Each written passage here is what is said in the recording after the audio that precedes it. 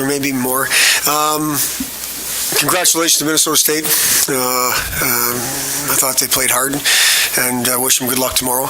And thanks to Bill Robertson and his staff. We're trying real hard to make our championships great, and I know him and his staff took the lead on that. So I wanted to say thank you on behalf of Bowling Green. And then the other thing, and this is harder for me to say without losing it a little bit, I'm really proud of our group. The expectations were high coming into this year, and it's funny how quickly things change. We had 22 wins this year, and we were answering questions about what's gone wrong, and that's a good thing. That's a good thing. I say that in a very positive way. We were back to the Final Five for the third year in a row, which talks about consistency.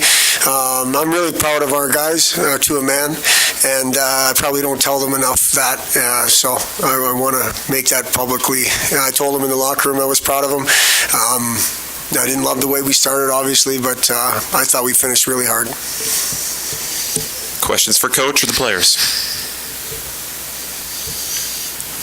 Coach, can you talk about the third period and how important it was to keep the pressure on and force them to take some penalties late in that period and get a couple power plays and finally eventually get one in? Well, I mean, obviously, we needed to score. We thought we got some chances in the second. And we just, Minnesota State gets a couple of chances, they score. We get a couple of chances, we miss the net, hits a stick, a save, whatever it may be. So we obviously, the desperation came out in the third, and our group didn't want to be done. A couple of penalties I would like to see us not take, and that's on us. But ultimately, we fell short. Just not enough opportunities, and not opportunistic enough around the other team's net.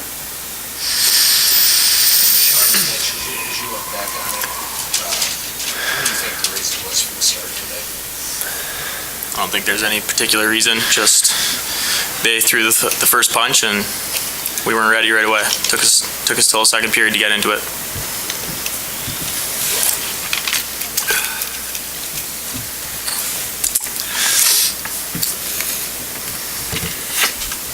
Just talking about the third straight year being here, but it's also the third straight you guys fell short in this first match. What's the disappointment level for you guys? It's high, Ryan. This was the closest game that I feel like we've played. We've been sitting in that second press conference after semifinal number 1 3 years in a row, as you said, and it's disappointing. We're saying goodbye to 5 seniors. What part of the disappointment, Ryan, and this is where it's a little raw right now, is, man, we showed some signs of being pretty good, and I would have liked to have seen us play a little more consistently like that throughout the game. Now, obviously, Minnesota State had something to say about that, and they're champions for a reason. But I would have liked to have seen us show that level of desperation a little bit earlier before we took a couple punches, as Sean said. Minnesota State's experience and winning championships there, and you're still at that level. I mean, it can't hurt, Kevin. It can't hurt. But that's a 2-1 game where a bounce here, bounce there. I mean, that's what I thought. I mean, I'm not an expert, but that's from our perspective. We thought it was a pretty tight game. Did their experience help them get off to a 2-0 lead?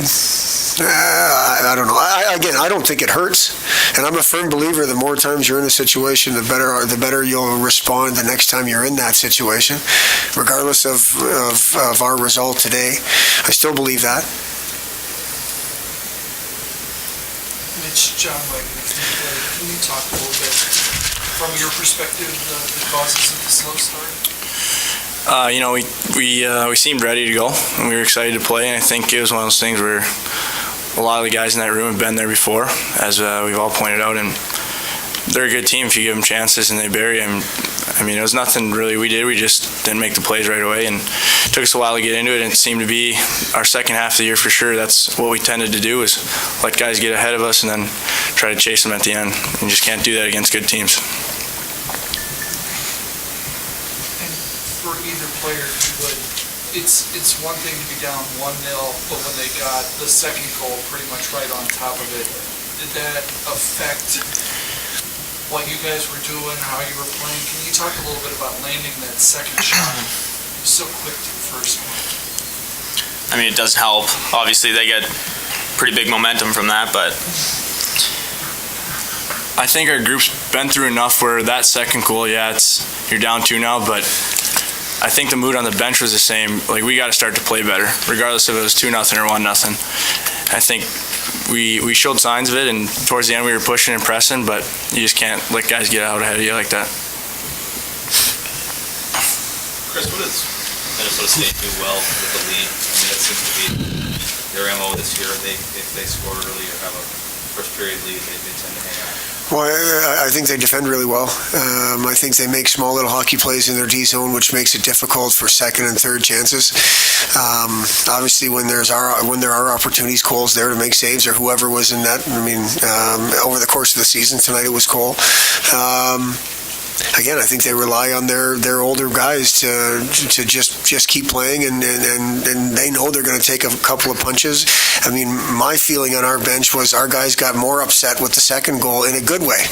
Now, we're like, okay, now they're a little bit mad, which that's what I was talking about. I want us to be mad when we start, because they are a difficult team to chase down, and we were chasing the game the whole time. It makes it hard. There's lots of energy, not wasted, but focused on chasing it down versus just playing because you're chasing your opponent in terms of the scoreboard. I think they do lots well. You know, tonight they didn't run away from us, but it had all the. I mean, there was a puck on our net that, you know, it looked like Chris was fighting it early, and I thought, okay, we go down 3-0. This thing, you know, we may be talking about goalie change or something. I mean, to stop it, but our guys again found a way, and but I just thought they defended really well and kind of kept things simple and made it difficult for us to create anything, at least sustained.